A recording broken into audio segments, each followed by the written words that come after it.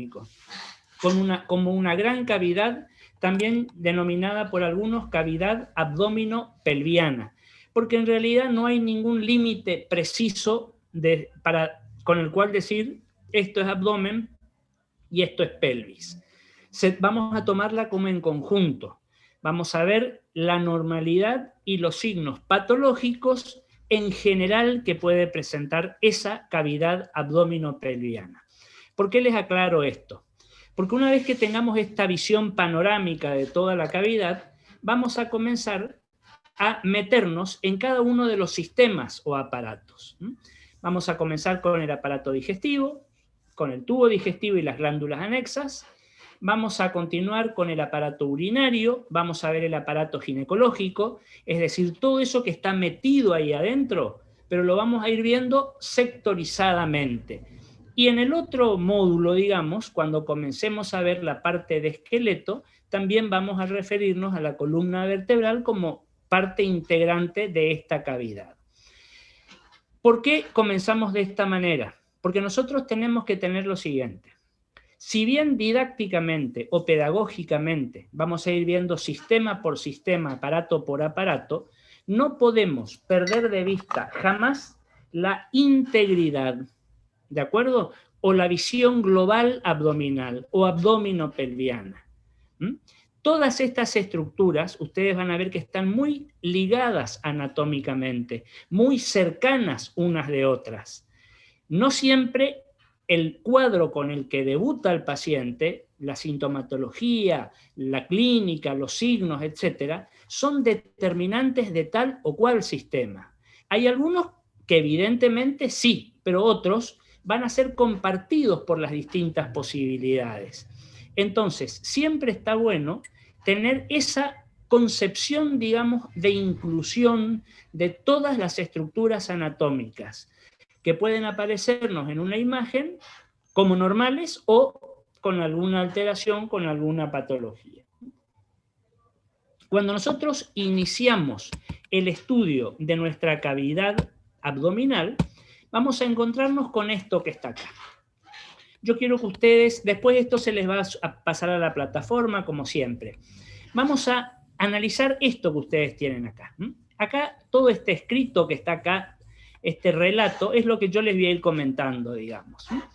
Fíjense que a simple vista, así pegándole una mirada de entrada, la imagen nos cambia rotundamente con lo que nosotros habíamos registrado hasta ahora a nivel del tórax.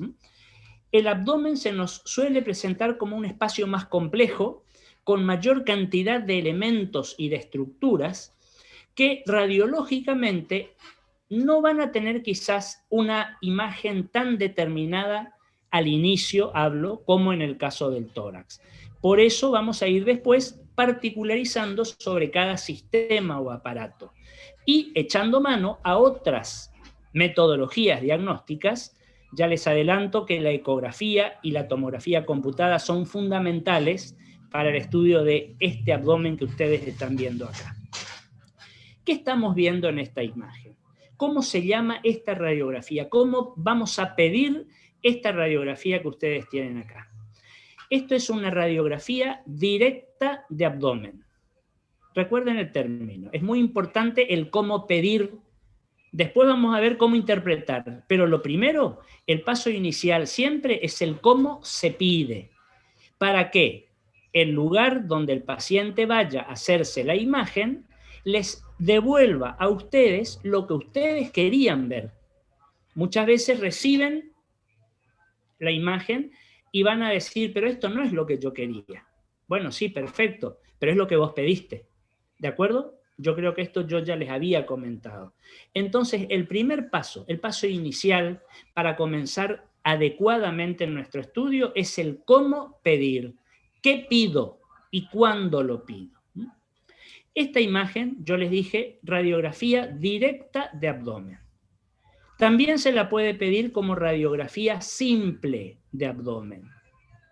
O, en algunos casos, directamente radiografía de abdomen. Con algunas aclaraciones que ya las vamos a hacer al comienzo, ahora, de entrada. ¿Por qué directa? ¿Por qué simple? Una radiografía directa es esto que ustedes están viendo acá. Es el tórax que veíamos antes. ¿Será el cráneo que vamos a ver después o la columna vertebral? Una radiografía directa o simple requiere, para ser directa, dos condiciones. En primer lugar, el paciente no va a ser sometido a ninguna preparación previa antes de hacerse la radiografía.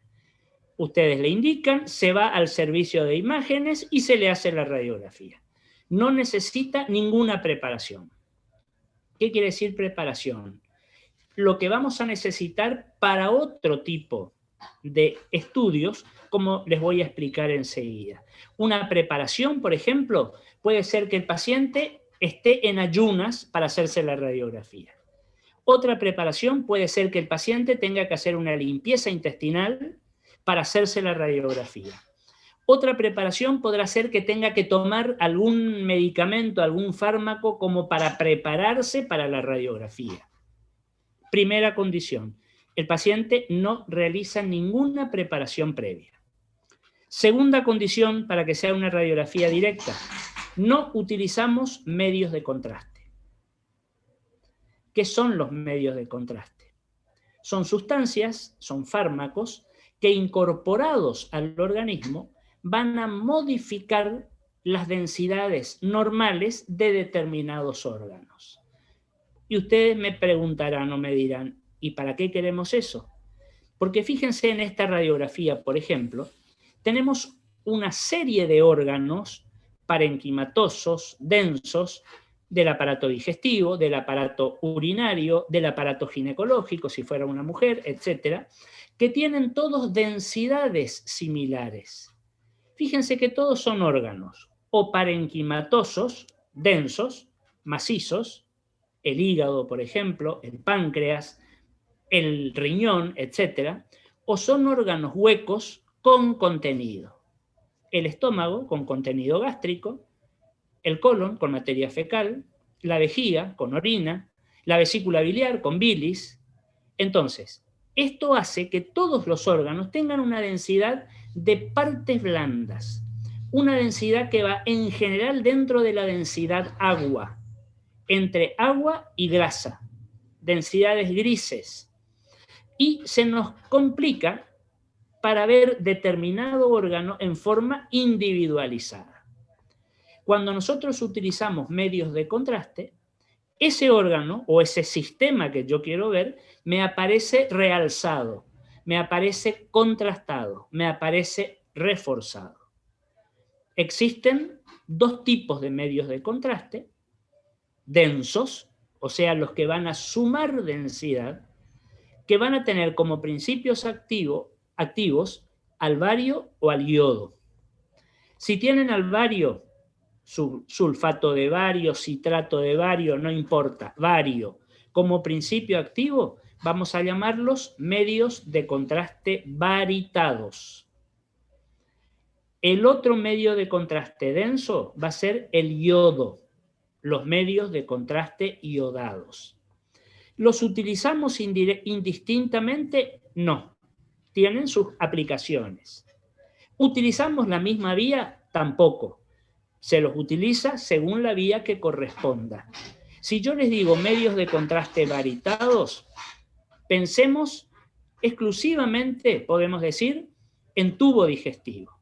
Fíjense que no les dije aparato digestivo, les dije tubo digestivo. Y se van a administrar por cualquiera, o uno, no cualquiera, por uno de los dos orificios naturales de nuestro tubo digestivo.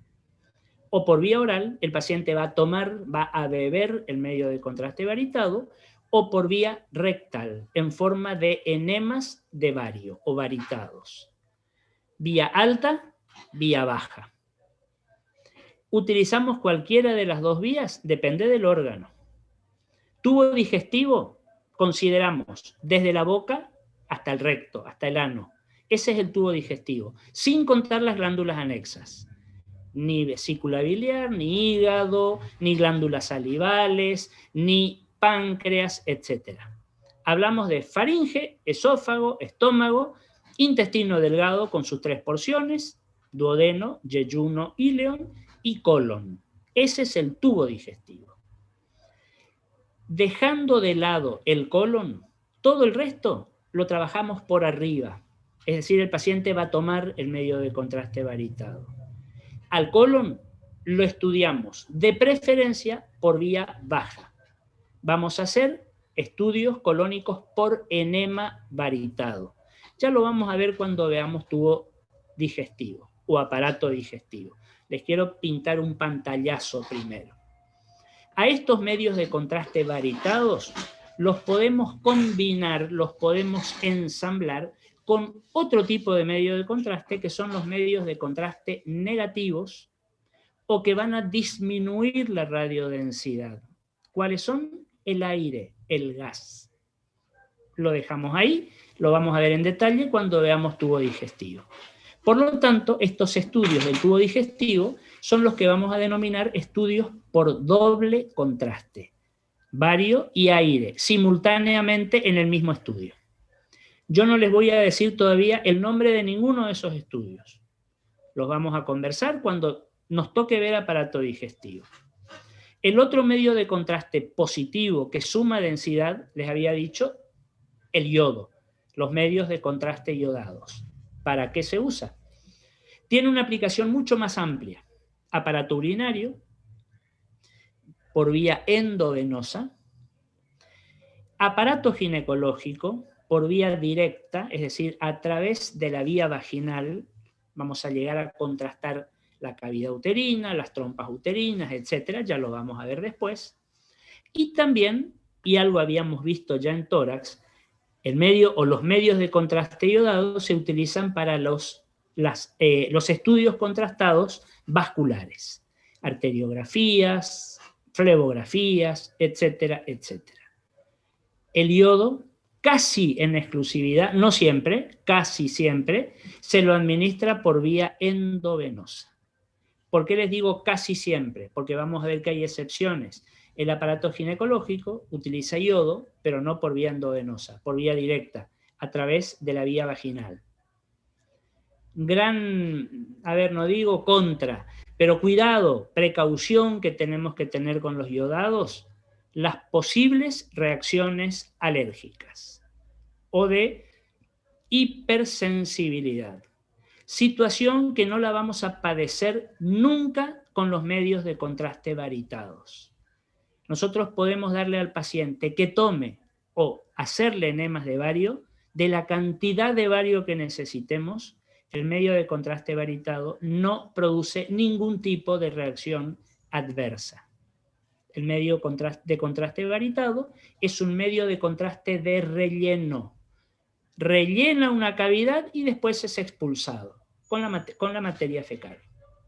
El yodo, al ir por vía venosa, endovenosa, interactúa con el metabolismo del paciente, con el metabolismo renal, etcétera, etcétera. Ya lo vamos a estudiar. ¿A qué venía todo esto? Volvemos al inicio. A que esta radiografía directa o simple de abdomen la vamos a hacer con el paciente sin ninguna preparación previa y sin utilizar ningún medio de contraste. Si yo me encuentro con un paciente al que, para poder estudiarlo por imágenes, le tengo que pedir que cumplimente con una preparación previa y voy a utilizar un medio de contraste, ya no estoy haciendo una radiografía directa. Lo que voy a hacer es un estudio radiológico. Diferencia fundamental que por ahí es como que no la tenemos clara. Radiografía directa, esto, no preparación, no medio de contraste. Estudio radiológico, preparación previa por parte del paciente, utilización de medio de contraste, y son estudios seriados, secuenciados. Fíjense que esta radiografía directa de abdomen, o como veíamos, todos los tórax que veíamos, es una radiografía de frente o puede ser de perfil. Los estudios radiológicos son seriados. Pueden requerir 4, 6, 12, la cantidad que fuera de tomas radiológicas para hacer el estudio. ¿De acuerdo?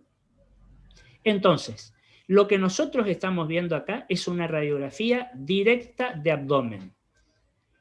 ¿En qué proyección, les pregunto yo, cómo estamos viendo este abdomen? ¿De frente o de perfil? ¿Qué les parece?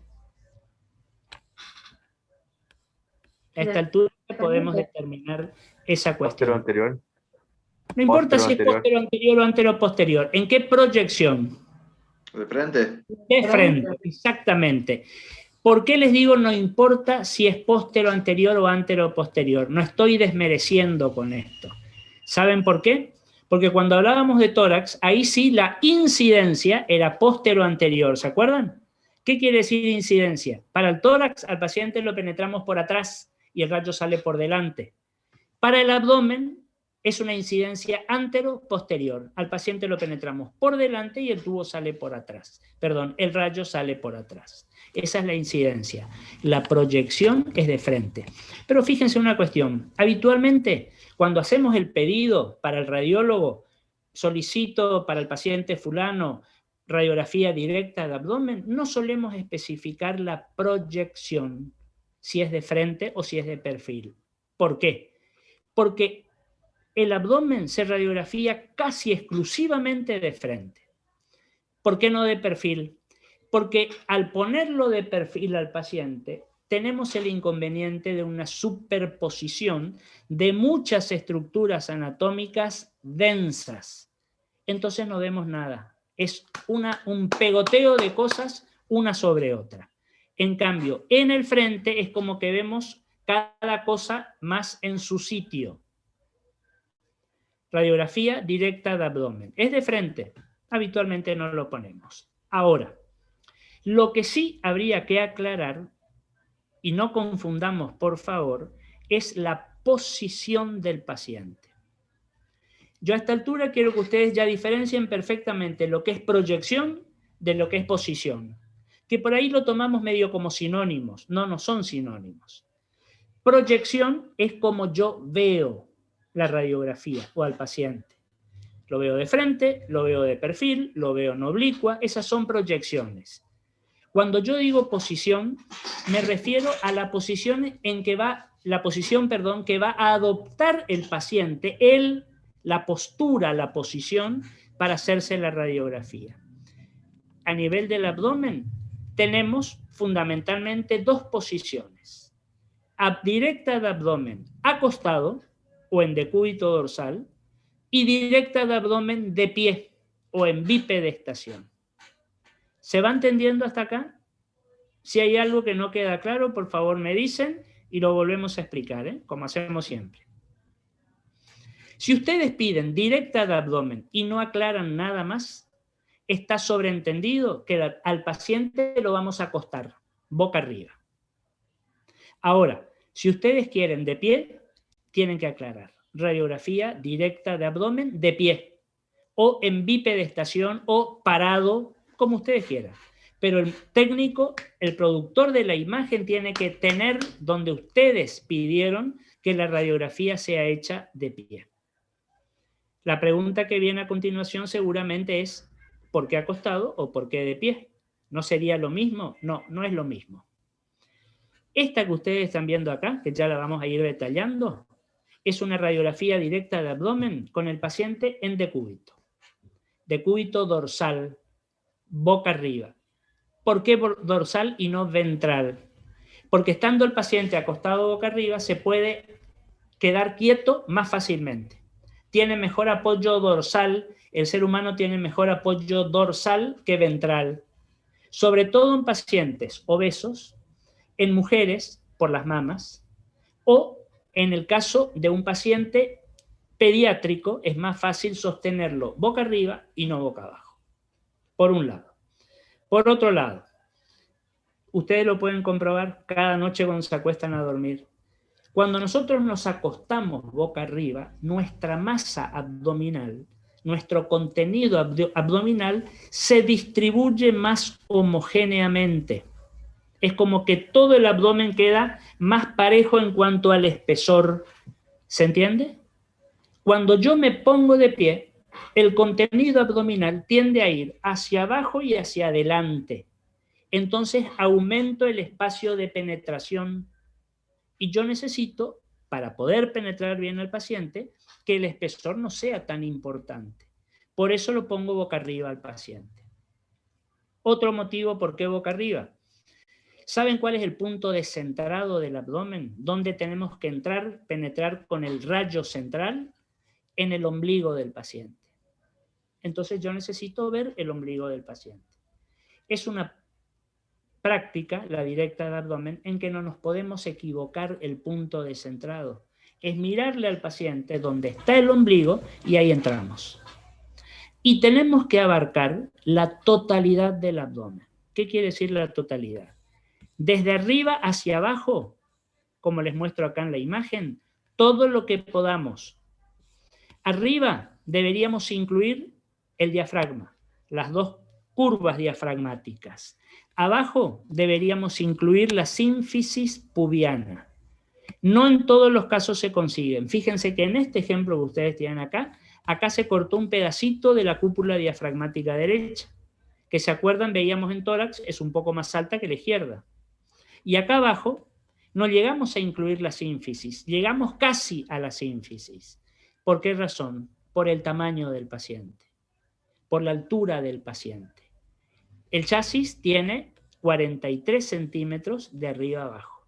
Hay pacientes que tienen mayor longitud en este sentido que los 43 centímetros. De lado a lado, todo lo que podamos. Debemos incluir todo, como decimos siempre. Esta es una radiografía directa de abdomen acostado. Generalmente la vamos a hacer así. Pregunta que viene. ¿Cuándo pedimos de pie? En situaciones más puntuales. Por ejemplo, y ya la vamos a ver después, cuando sospechamos un neumoperitoneo. ¿Qué es el neumoperitoneo? Aire libre en la cavidad peritoneal. Generalmente, signo categórico de una perforación de víscera hueca. Por la causa que fuera. Ya lo vamos a estudiar después. Si yo quiero verificar que mi paciente tenga aire libre en la cavidad abdominal, lo tengo que poner de pie y esperar un ratito para que el aire, por gravedad, vaya ascendiendo y llegue hasta la zona inmediatamente inferior al diafragma. Y ahí lo vamos a ver. Si yo al paciente con una perforación de víscera hueca lo pongo acostado, al aire no lo voy a ver porque se va a distribuir en forma más homogénea, como recién les dije. ¿Qué otra situación? Un abdomen sangrante. Estamos hablando de situaciones que ya las vamos a ver ahora después, de abdomen agudo, patológicas. Un abdomen sangrante, una hemorragia interna, donde va a comenzar a acumularse sangre dentro de la cavidad abdominal, y si yo la quiero evidenciar, también lo tengo que poner al paciente de pie. Espero un momento y por gravedad, piensen ustedes, la sangre se va a ir depositando hacia abajo. Vamos a focalizar nuestra atención en la región pelviana, sobre todo. ¿En qué otra situación? Y esto lo vamos a ir viendo en la medida que desarrollemos la patología. En el paciente con un íleo obstructivo, donde nosotros vemos clínicamente que el paciente está lleno de aire, lleno de gas. Pero no solamente, no me refiero al aire del neumoperitoneo, no. Tiene sus vísceras huecas, muy dilatadas y muy cargadas de aire o de gas. Entonces lo pongo al paciente de pie y vamos a ver como que todo este aire se acomoda adentro de las vísceras huecas y nos van a aparecer los niveles hidroaéreos. Ya lo vamos a ver ahora en la imagen.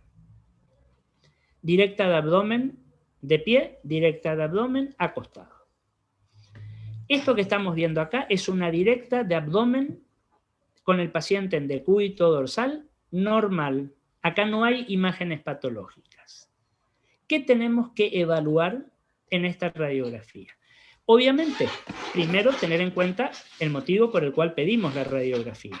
¿Qué les aclaro? Generalmente, no siempre, esto suele ser el primer paso, el puntapié inicial para el estudio imagenológico del abdomen. ¿Por qué les digo no siempre? Porque vamos a ver, por ejemplo, el paciente vesicular, que tiene todo para pensar en una patología vesicular, solemos directamente arrancar el estudio por imágenes con una ecografía. ecografía de vías biliares, ecografía de vesícula. No perdemos tiempo con esto otro. ¿Por qué? Porque vamos a terminar igual después con una ecografía. Entonces acortemos los tiempos, va a beneficiar al paciente. Pero en general, este es nuestro primer estudio. Y en base a lo que esta radiografía nos muestra, que puede ser mucha información, bueno, pensar, pido una ecografía, o pido una tomografía, o pido lo que fuera. Cuando nosotros vemos una radiografía, tenemos que ubicar o tenemos que mentalmente meternos ahí adentro y tratar de ubicar anatómicamente los elementos anatómicos, los órganos. Por ahí, cuando miramos la radiografía de abdomen o cuando miramos sobre todo una tomografía de abdomen, que ya las vamos a ver, la primera reacción suele ser, o la primera pregunta suele ser, ¿y ahora qué hago? ¿Por dónde empiezo? Hay muchas cosas para ver. Tranquilo, no nos desesperemos, vamos por parte. Pero tenemos que ver todo. Para eso yo los remito a tener una visión de las estructuras anatómicas que vamos a tener dentro de la cavidad abdominal, obviamente. Como método para ubicarnos, para posicionarnos dentro de la cavidad abdominal, fíjense ustedes acá en la imagen, la cavidad abdominal o el abdomen es muy grande, es un espacio grande. Entonces, marcamos subdivisiones o regiones topográficas. Habitualmente solemos hablar de 9 regiones abdominales o abdominopelvianas. Puede haber otra subdivisión, la que ustedes quieran. Siempre, como les digo, apuntamos a ver todo, a que no nos quede nada sin ver. ¿Cómo marcamos esas 9 divisiones? Y bueno, tratemos de, a esta radiografía, imaginariamente, separarla en 3 franjas horizontales, o un piso superior, un piso medio, un piso inferior, donde no hay reparos anatómicos estrictos.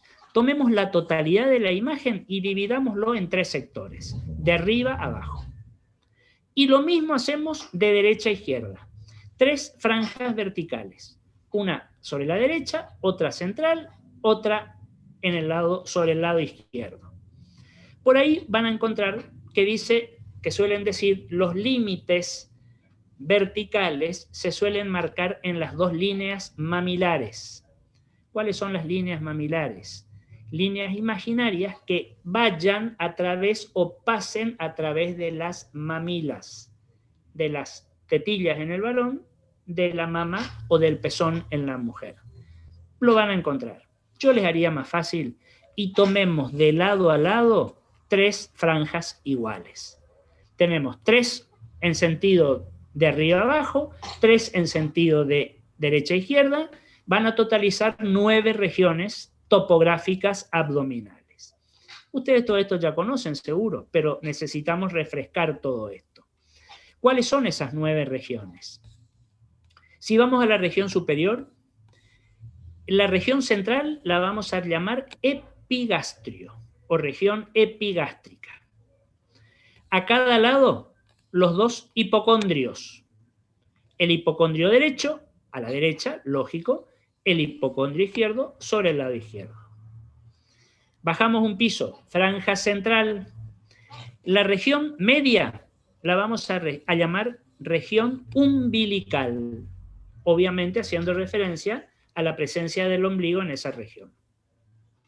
A cada lado vamos a tener los 2 flancos. Flanco derecho a la derecha, flanco izquierdo a la izquierda. ¿Qué quiere decir flanco? Flanco quiere decir costado, quiere decir borde, ala lateral, es un término militar. Los flancos de los ejércitos. Vamos a la región inferior, una zona central a la que vamos a llamar hipogastrio, 2 regiones laterales, que van a ser la fosa ilíaca derecha, a la derecha, y a la izquierda, la fosa ilíaca izquierda. De esa manera tenemos nominadas las 9 regiones. ¿Cuál es la utilidad? Localizar imágenes, localizar lesiones, porque yo les puedo decir, se observa una imagen de densidad cálcica en la cavidad abdominal, punto. La pregunta es, ¿y dónde está la imagen cálcica? Una cosa es que les diga así solamente. Y otra cosa es que les diga, se observa una imagen de densidad cálcica que se proyecta sobre el flanco derecho del paciente o de la radiografía. ¿De acuerdo? O la imagen que ustedes quieran localizar. Entonces, lo primero, recordar las regiones topográficas. Cuando vamos a tener en cuenta las regiones, podemos ir ubicando como si fuera un rompecabezas los distintos órganos. Por ejemplo, acá arriba, hipocondrio derecho, fundamentalmente el hígado. Y fíjense que es una zona que la vamos a ver muy densa y muy homogénea, pareja. ¿Por qué densa? Porque el hígado maneja normalmente una gran cantidad de sangre. Y la densidad de los órganos abdominales o órganos parenquimatosos en general, porque también podemos decir lo mismo del cerebro, por ejemplo, como vamos a ver después, la densidad está dada por la cantidad de sangre que tenga. ¿Por qué homogénea? Y porque el hígado es un órgano parenquimatoso, macizo, denso, no es un órgano hueco. Sobre el área central epigastrio, y bueno, ahí podemos ubicar, por ejemplo, el estómago, gran parte del estómago. Pero ojo, por delante podemos llegar a tener parte del colon transverso. Y acá, fíjense, ya estamos chocando con el principal inconveniente de la directa del abdomen. ¿Cuál es? La superposición de órganos. Situación que la vamos a solucionar totalmente con la tomografía computada. ¿Se acuerdan el concepto que decíamos en mediastino? Que la ventaja de la tomografía de mediastino es que por el plano de corte axial yo veo cada estructura anatómica en su sitio, no hay superposiciones. Bueno, lo mismo volvemos a aplicar acá a nivel del abdomen. Hipocondrio izquierdo, podemos hablar del vaso, podemos hablar del ángulo esplénico del colon, etcétera. Ya lo vamos a ver. Fíjense que esto que yo veo acá, ustedes ya se habrán dado cuenta, esta imagen, ¿qué órgano es este que les estoy contorneando acá con el cursor? Fíjense la forma, fíjense la ubicación, fíjense el tamaño. ¿Qué es esto? El riñón. El riñón izquierdo, obviamente, que en general se lo ve mejor que el derecho, porque el derecho me va a quedar un poco como escondido por debajo en parte del hígado y en parte por esto que está acá, que es el ángulo hepático del colon. Aparte, los dos riñones, en la mayor cantidad de personas, no están a la misma altura. El riñón izquierdo está un poquito más alto, el riñón derecho está un poquito más bajo. Tengo arriba el hígado. Fíjense que voy a tener este elemento central importantísimo, que es la columna lumbar, la columna vertebral en su región lumbar. Si bien vemos las últimas vértebras dorsales, vemos toda la columna lumbar y la sacrococcígea, por ahora vamos a hacer de cuenta que no existe. La mencionamos, porque cuando estudiemos en el último bloque la parte osteoarticular, ahí nos vamos a meter con todo en la columna. Fíjense que al riñón izquierdo, lo que les decía recién, lo vemos muy bien, porque fíjense que está como contorneado, como demarcado todo su contorno. ¿Saben por qué? ¿Ustedes se acuerdan dónde está ubicado anatómicamente los riñones? Bueno, en un espacio que se llama fosa renal o fosa lumbar, la llaman algunos. Está en el retroperitoneo. Ya vamos a estudiar después el retroperitoneo. Es esa cavidad abdominal, pero que está por detrás de la membrana peritoneal. En un espacio, los riñones, esa fosa renal, que está forrada por dentro por una capa de tejido adiposo, una capa grasa. ¿Se acuerdan del espacio perirrenal de Gerota o de Gerota? Donde está la grasa perirrenal de Gerota. No por cualquier cosa, no es antojadiza la presencia de esta grasa. Los riñones, al ser órganos retroperitoneales, están menos protegidos que si estuvieran dentro de la cavidad, si fueran intraperitoneales. Esta capa de grasa los amortigua, los protege, fundamentalmente de los traumatismos lumbares. ¿Y por qué hay que proteger el riñón? Nuestro organismo es muy sabio, porque nuestros riñones son órganos friables. ¿Qué quiere decir cuando hablamos de un órgano friable? Los riñones son friables. El vaso, por antonomasia, es friable. El hígado bastante. Friable quiere decir que se rompe. Un traumatismo, el riñón se rompe. Un traumatismo, el vaso se rompe. Y en la mayoría de estos casos es una solución, es una situación que no tiene solución. Más de una vez habrán escuchado o verán el paciente traumatizado abdominal al que hubo que hacerle una esplenectomía, sacarle el vaso. O que se tuvo que hacer una nefrectomía, sacarle un riñón. Entonces, esta grasa lo protege. Y por otro lado, mantiene, digamos, como un microclima a ese nivel. La grasa da calor, mantiene una temperatura más o menos estable. Al ser una capa de grasa, la grasa tiene otra densidad diferente a la densidad del riñón, que es parenquimatosa, es densidad agua. Piensen algo, el riñón maneja un gran volumen de sangre continuamente. Si el riñón está filtrando siempre, está filtrando sangre. Para de ahí, los elementos que no sirven pasan a la orina. Entonces, esa grasa perirrenal de Gerota es como que nos muestra el contorno renal. Ya lo vamos a hablar en la parte de aparato urinario. Fíjense que hacia adentro de ambos riñones, es decir, entre el riñón y la columna, acá yo les marco una línea muy definida, no siempre la vemos, pero se puede ver, que tiene su contralateral casi simétrica, como si fuera una carpa. Esa es la imagen de los músculos psoas ilíacos. Los músculos psoas ilíacos forman parte de la pared abdominal muscular posterior. Los vamos a ver cuando veamos retroperitoneo.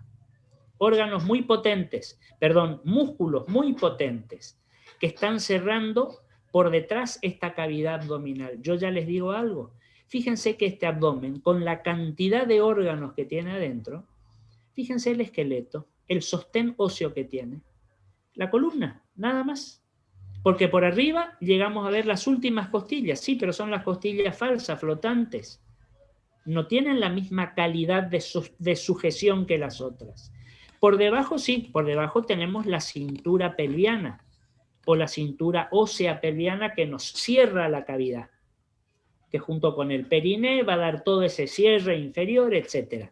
Pero a nivel abdominal en general, la columna es el único elemento óseo que existe. Todo lo demás son partes blandas. Son planos musculares que es como que se fueran entrecruzando para dar contención y sujeción. A los músculos psoas ilíacos los vamos a ver generalmente en todos los pacientes. Van a ir más o menos desde la segunda o tercera vértebra lumbar por arriba, bajan, se abren y se insertan por dentro de la cavidad pelviana o de la cintura pelviana. Y ya más abajo tenemos este espacio, fíjense, un tanto ovalado, oblongo, al que vamos a llamar pelvis menor o estrecho interno pelviano o agujero inferior de la pelvis. Todos sinónimos. En el caso de la mujer es lo que vamos a denominar canal del parto. ¿Qué vamos a ver en este espacio? Y acá se suele proyectar, no siempre, ya vamos a ir viendo cuándo sí y cuándo no, la presencia de la vejiga urinaria, que es un órgano reservorio, un órgano que se va a ir llenando de orina hasta que colma su capacidad, se despierta el reflejo miccional, vamos al baño, orinamos, la vejiga se reduce a su mínima expresión, pero automáticamente comienza otra vez el llenado. ¿Cuándo vamos a ver una vejiga en la radiografía directa de abdomen?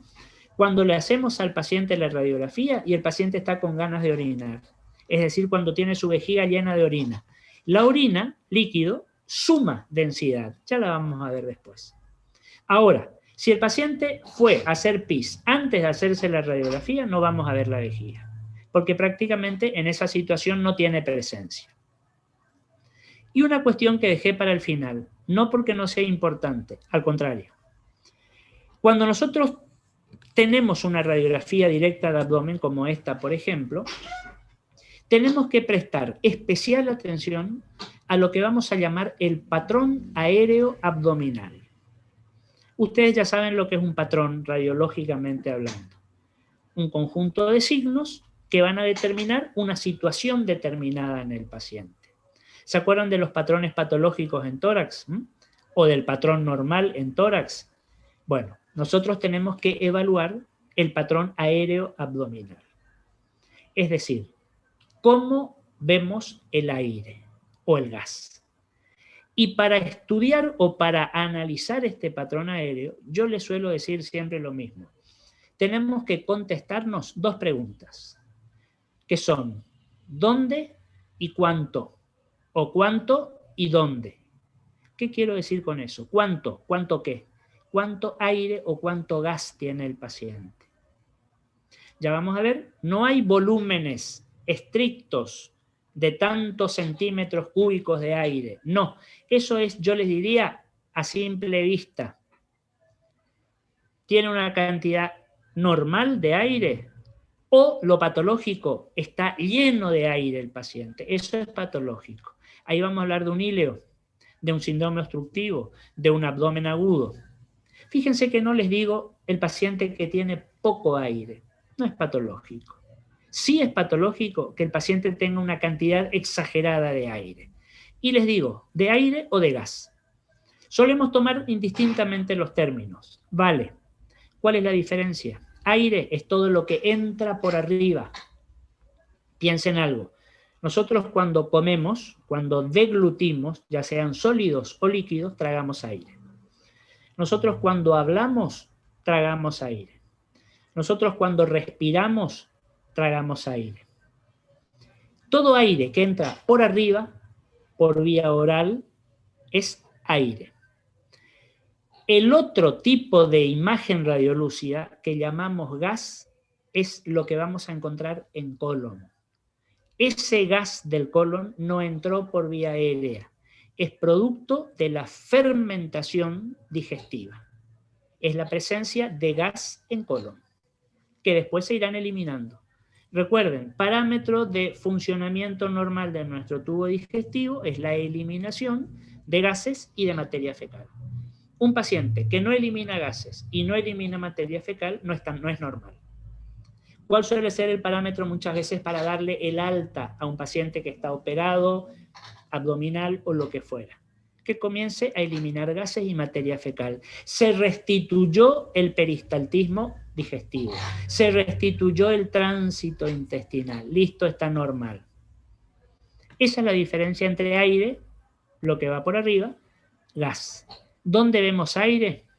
En el estómago. Fíjense que acá yo no les voy a mencionar el esófago, porque el esófago, si bien pertenece al tubo digestivo, está en el tórax, no es en el mediastino, ¿se acuerdan? No está en el abdomen, ya lo vamos a estudiar como parte del tubo digestivo. Aire en las vísceras abdominales, en estómago, característicamente lo que vamos a ver después como cámara gástrica, algo en intestino delgado, y después gas en colon. Eso es el cuánto. ¿Qué cantidad? Yo les dije otra pregunta. ¿Dónde? ¿A qué me refiero? ¿Cuál es la ubicación normal del aire o del gas? Siempre intraluminal, es decir, siempre adentro del órgano hueco, adentro del estómago, adentro del delgado, adentro del colon. ¿Qué es lo patológico? Que ese aire haya salido a la cavidad abdominal y es un poco lo que al principio hablábamos, ¿se acuerdan? Del neumoperitoneo. Patológico, por supuesto. Entonces, evaluamos el patrón aéreo. ¿A qué corresponde el aire que vemos acá? Fíjense que en este caso, acá vemos aire, acá, por acá también, y después vemos algo por acá.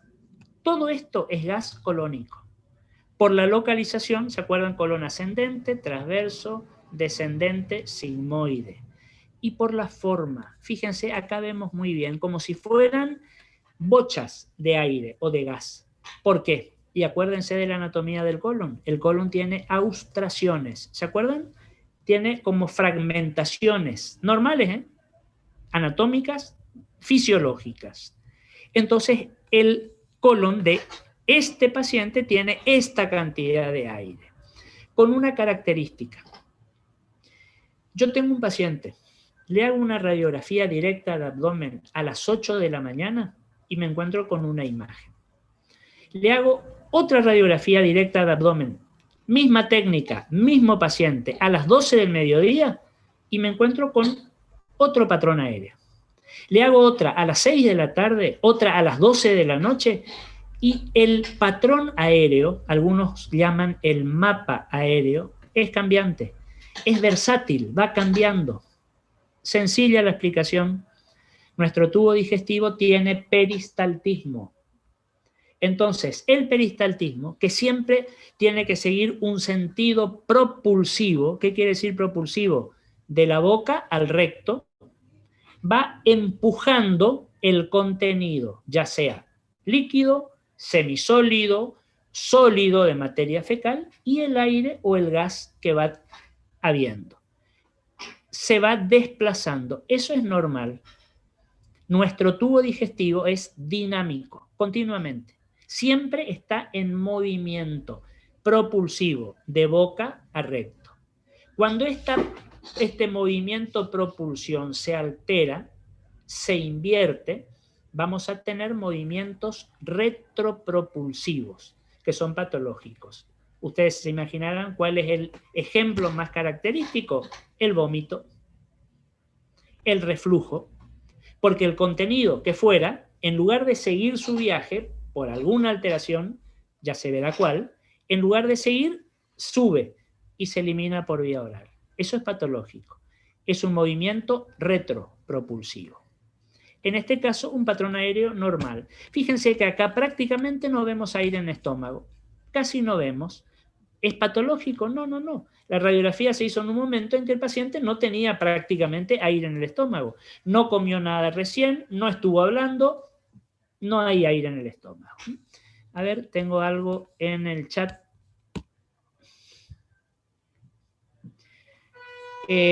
Contesto a Cristian. Lo que usted llamó canal del parto es toda esa imagen elíptica radiolúcida. Exactamente. Esto que está acá. Les contorneo el canal del parto. Acá se corta un poquito. Esto. También llamado estrecho interno pelviano o también llamada pelvis menor. Cuando estudiemos la parte osteoarticular vamos a ver que esta suele ser una referencia de diferenciación, de identificación de restos óseos entre la mujer y el hombre. La pelvis menor, o toda la cintura pelviana, pero fundamentalmente la pelvis menor, no es igual en el varón y en la mujer. La mujer está preparada anatómicamente para parir. La pelvis menor de la mujer es más amplia. El varón no está preparado anatómicamente para un parto. La pelvis menor del paciente es más estrecha, es más cerrada. De ahí la configuración diferente, antropomórfica, entre la mujer y el varón. Ya vamos a ver todo esto cuando estudiemos la parte esquelética. ¿Alguna pregunta hasta acá? ¿Algo que no haya quedado del todo claro? Profe, Sí. en esta radiografía de abdomen, ¿cómo podríamos distinguir si se trata de un hombre o una mujer por la parte pelviana que usted nombró recién? ¿O hay otro? Sí, en este caso, en esta radiografía no termino de ver la pelvis menor, por ejemplo. Por lo que veo, esta es una pelvis que no es muy importante en cuanto a su tamaño. Podríamos pensar en un varón, pero así, a simple vista, tendríamos que buscar también otros elementos. Tendríamos que ver más abajo, tendríamos que ver las caderas.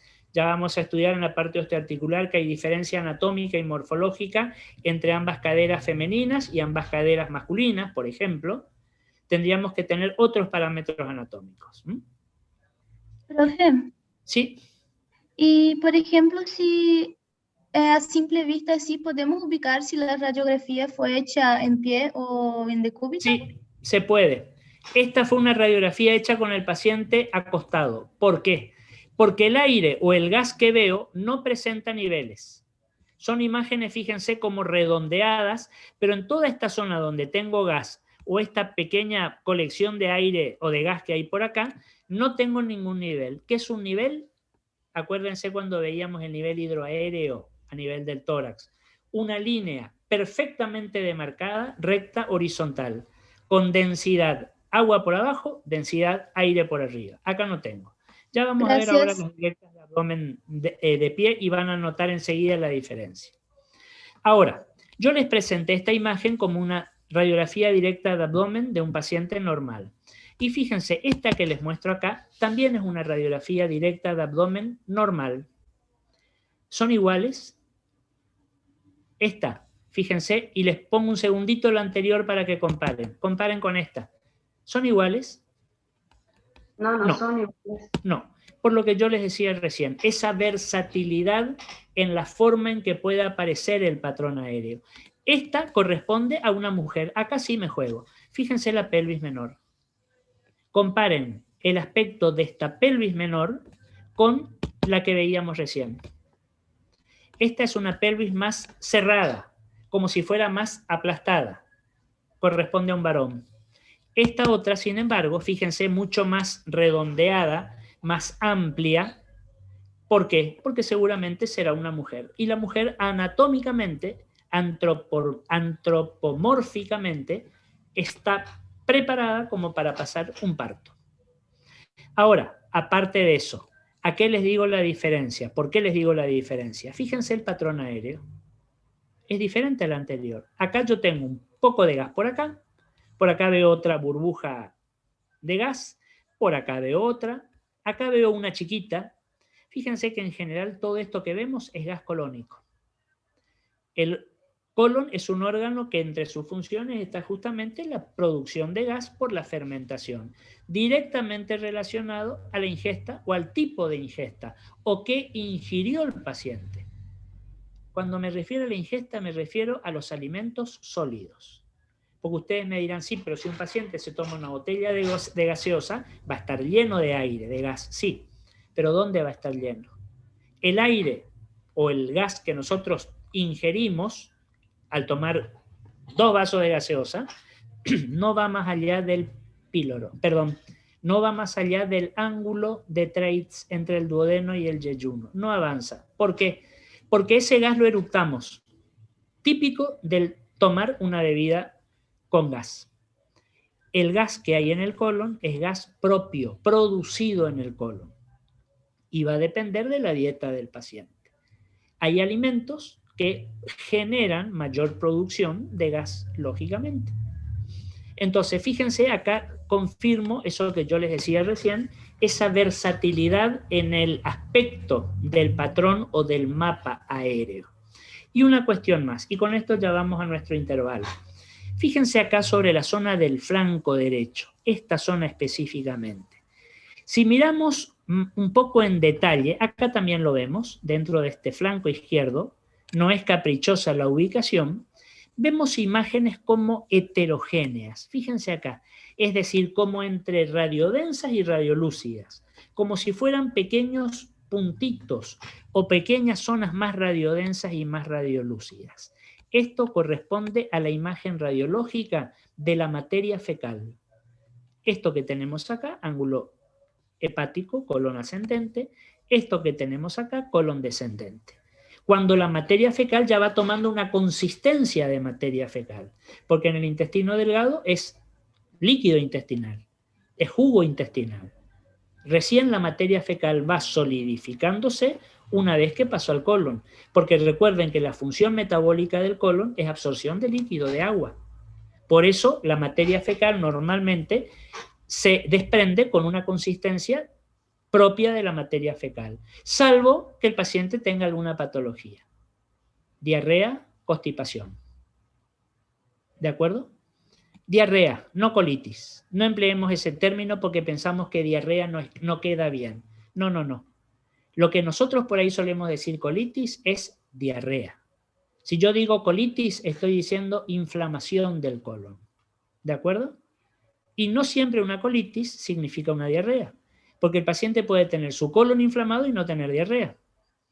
Lo que nosotros habitualmente denominamos colitis, es decir, las heces o las deposiciones líquidas o casi líquidas, a eso se llama diarrea. con esa consistencia y con una mayor cantidad de deposiciones. Si vamos al otro extremo, vamos a hablar de constipación, de un hábito constipatorio. Ya lo vamos a estudiar en colon. Entonces, esto que está acá y esto que está acá es la imagen propia de la materia fecal, que algún autor las denominó imágenes atigradas, por esa imagen más heterogénea, como si fuera el pelaje del tigre, digamos. Normal que encontremos estas imágenes atigradas de materia fecal, absolutamente normal. Recuerden que yo a este paciente para la directa de abdomen no le pedí que haga una limpieza intestinal, que sí le voy a tener que pedir para algunos estudios digestivos, donde necesito que su colon esté liberado de materia fecal para poder trabajar. En este caso no. Entonces el paciente puede tener el colon con materia fecal, situación absolutamente normal. ¿De acuerdo? ¿Alguna pregunta hasta acá? ¿Algo que quieran que lo charlemos, que lo explique de vuelta? ¿Está todo claro? Bueno, nos tomamos unos minutos. A ver, acá tengo algo en el chat, acá estoy viendo, un momentito. ¿En los niños también puede verse esa diferencia en la pelvis? No. Buena pregunta. En los niños la diferencia no es tan marcada, porque esto recién se va a dar con el desarrollo puberal o después de la pubertad, donde el físico de ese chico, de esa nena o de ese niño, ya adquiere características o caracteres primarios y secundarios masculinos o femeninos. El desarrollo pondoestatural, del desarrollo de las mamas, el desarrollo en tamaño de los testículos, del pene, la aparición del vello púbico en el varón, en la mujer, los cambios en la voz, esos ya son cambios que los vamos a ver en la pubertad, en la adolescencia. Entonces, ese patrón, buena pregunta, no lo marcamos en la infancia. Hay otros patrones que eso se estudia mucho en antropología forense o en radiología forense. Identificación de restos óseos, en fin, toda esa cuestión. Muy bien, paramos unos minutos, descansamos unos minutos y nos volvemos a encontrar en un ratito. Si hay alguna pregunta, me la ponen en el chat o la hacemos directamente.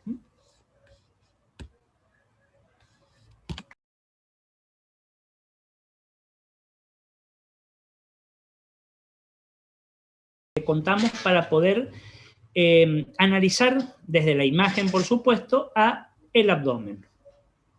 Fíjense que tenemos una serie de métodos de diagnóstico por imágenes.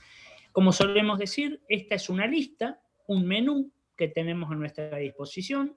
Como habíamos hablado al inicio del tórax, no necesariamente vamos a tener o vamos a realizar todas estas técnicas o estos métodos a todos los pacientes.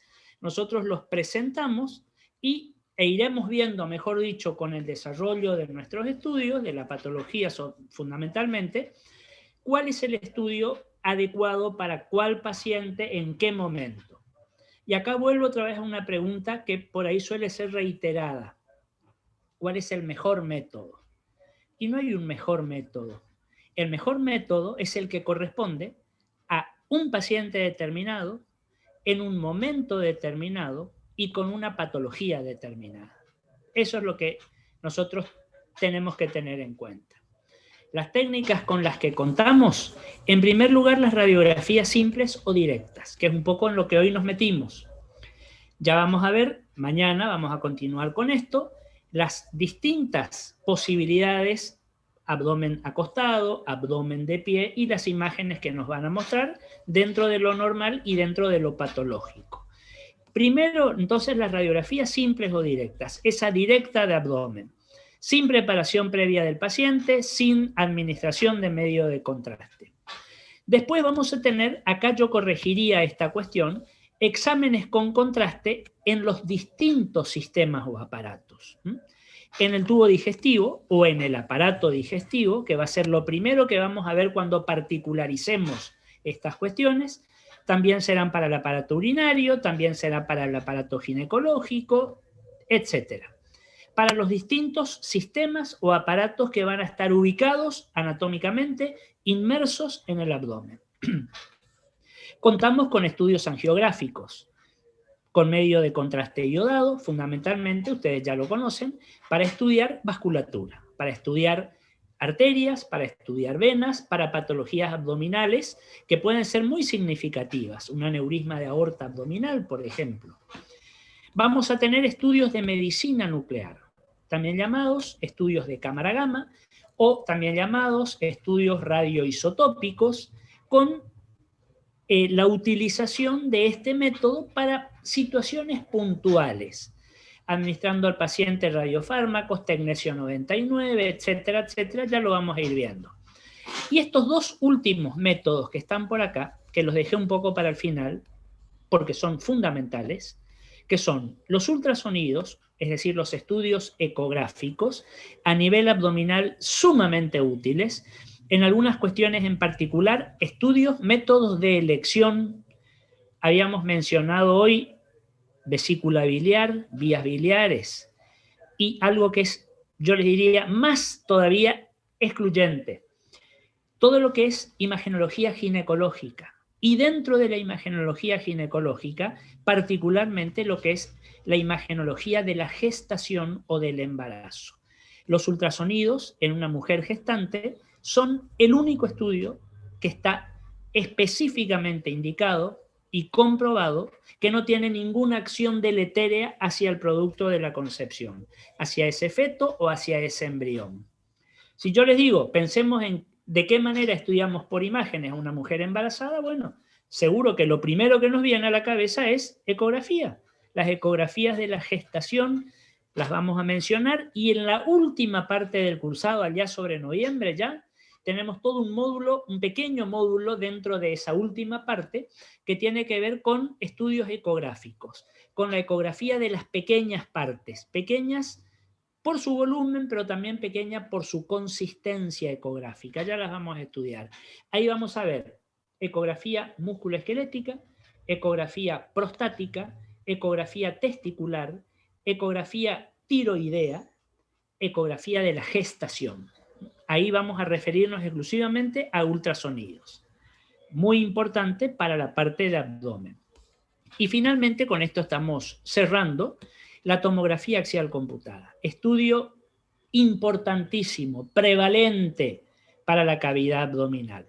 ¿Para qué? Para solucionar ese inconveniente que hoy les mencionaba, que era el de la superposición de estructuras anatómicas.